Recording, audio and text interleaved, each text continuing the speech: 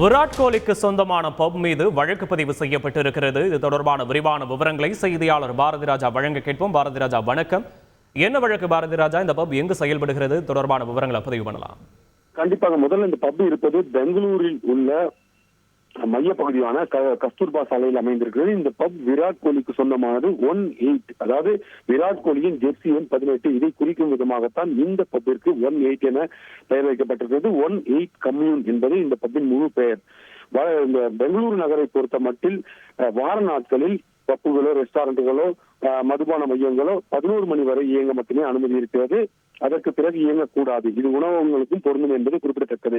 வார இறுதி நாட்களான சனி மற்றும் ஞாயிற்றுக்கிழமைகளில் நள்ளிரவு 1 மணி வரை கூட இயங்கலாம் என அனுமதிக்கப்பட்டிருக்கிறது. ஆனால் 1 மணிக்கு முழுவதுமாக எந்த வாடிக்கையாளருமே அவர்களது அந்த உணவகத்திற்குள்ளோ அல்லது மதுபான மையத்திற்குள்ளோ இருக்கக்கூடாது என்பதுதான் இங்குள்ள விதி.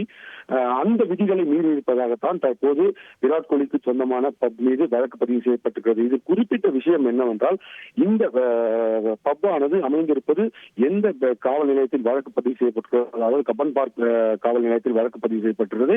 இந்த காவல் நிலையத்திற்கு எதிரிலேயே இந்த பப் அமைந்திருப்பது என்பதுதான் இதில் குறிப்பிடத்தக்க விஷயம்.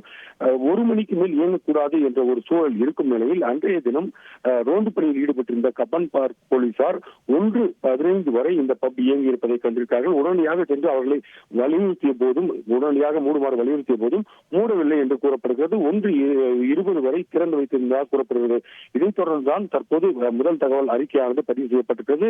அந்த முதல் தகவல் அறிக்கையில் விராட் கோலியின் பெயர் இடம்பெறவில்லை. ஏனென்றால் அந்த பப் விராட் கோலிக்கு சொந்தமானதாக இருந்தாலும் கூட அதன் லைசன்ஸ், அனுமதி பத்திரம் யார் பெயரில் பெறப்பட்டிருக்கிறது என்பதை உறுதி செய்த பின்னர் எஃப்ஐஆரில் அவர்களது பெயரை சேர்த்துக் கொள்ளலாம் என போலீசார் முடிவு செய்திருக்கார்கள். தற்போதைக்கு அந்த பப்பின் மேலாளர் மீது வழக்கு பதிவு செய்திருக்கார்கள் என்பதுதான் முதற்கட்ட தகவலாக இருக்கிறது.